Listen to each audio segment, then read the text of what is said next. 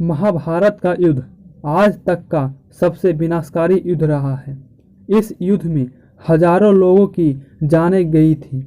इस विनाशकारी युद्ध में कौरवों का पूरा वंशज ही खत्म हो गया था। महाभारत का युद्ध दुनिया का सबसे विनाशकारी युद्ध माना जाता है। इस युद्ध में पांडव कौरवों पर विजय प्राप्त करते हैं।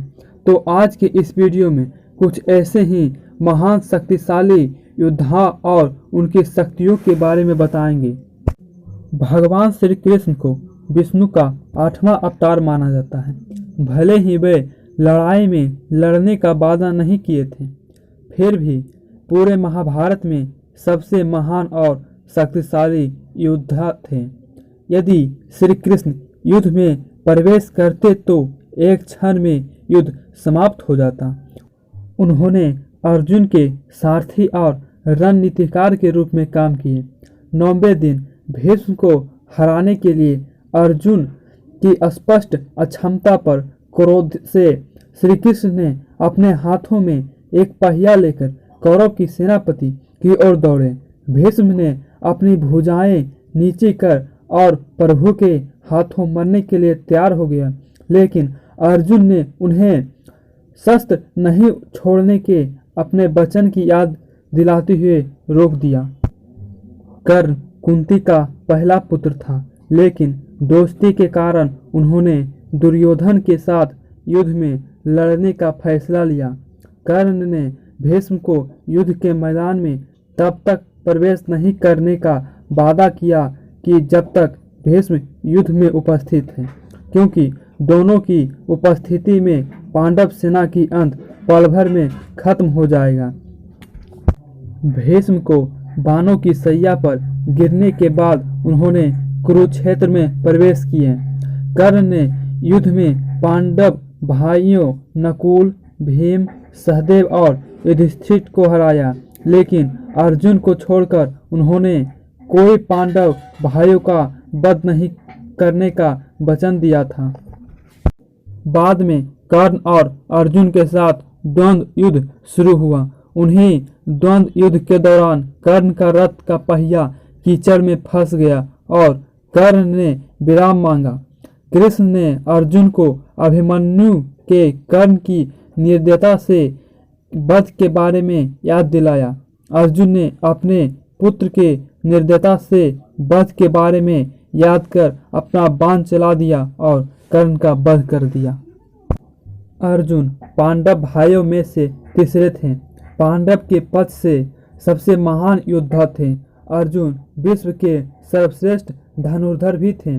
जब कृष्ण ने अर्जुन और दुर्योधन से यह कहा कि नारायणी सेना को एक तरफ दे देंगे, जब उसकी ओर से कृष्ण की सेना की पसंद को देखते हुए पांडवों की ओर से अर्जुन ने अपने दम पर निहत्थे श्री कृष्ण को चुना तो दुर्योधन को राहत मिला। उन्होंने अर्जुन को सबसे बड़ा मूर्ख समझा।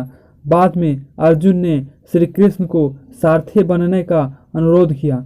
अर्जुन ने कौरव सेना के कई सैनिकों को मार डाला। अर्जुन ने कर्ण का भी वध किया। भीष्म पितामह पांडव और कौरवों दोनों के दादा थे। वह कर्ण के साथ कौरव के शक्तिशाली योद्धा भी थे। वह युद्ध के पहले 10 दिनों तक कौरव का सेनापति थे। 10वें दिन पांडवों ने भीष्म पितामह के वध करने के लिए शिखंडी को लगाने का फैसला किया। शिखंडी पूरे जीवन में एक स्त्री रही थी। भीष्म पितामह ने संकल्प लिए थे कि वे पूरे जीवन स्त्री पर अस्त्र नहीं उठाएंगे। अर्जुन ने शिखंडी के सहायता से भीष्म पितामह को वध कर दिया। अभिमन्यु अर्जुन का पुत्र था। उन्होंने अपनी मां के गर्भ में होने पर चक्रव्यूह में प्रवेश करने की रणनीतियों के बारे में जानते थे।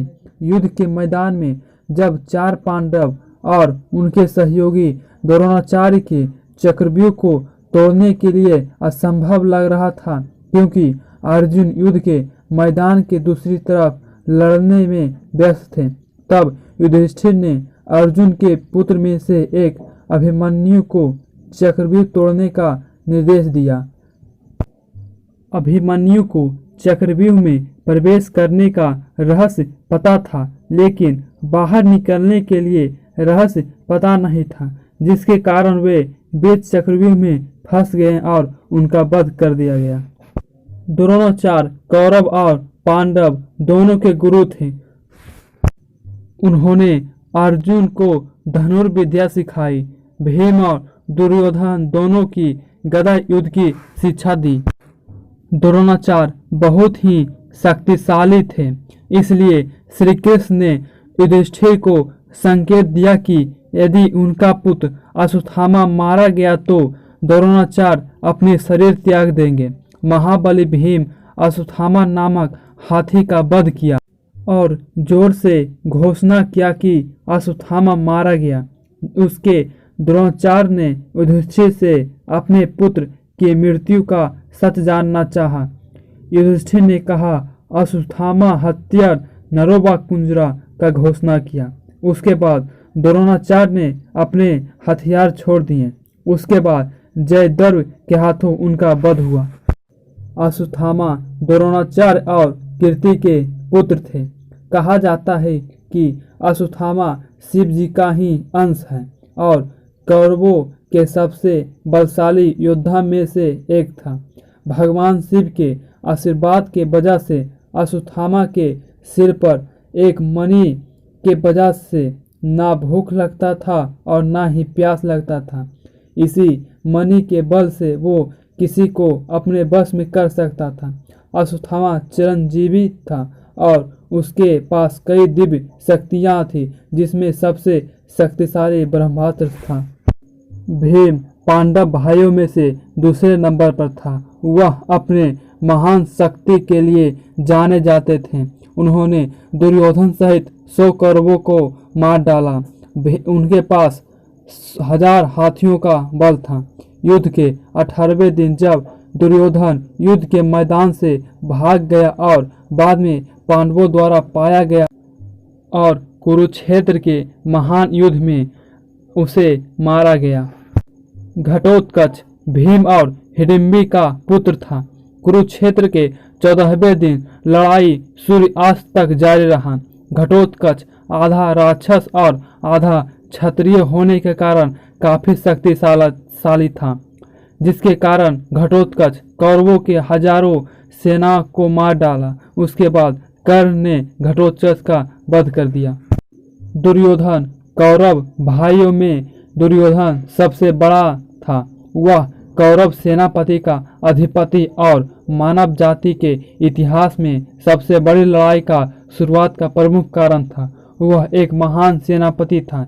युद्ध के 18वें दिन गदा युद्ध में भीम के हाथों दुर्योधन का अंत हुआ।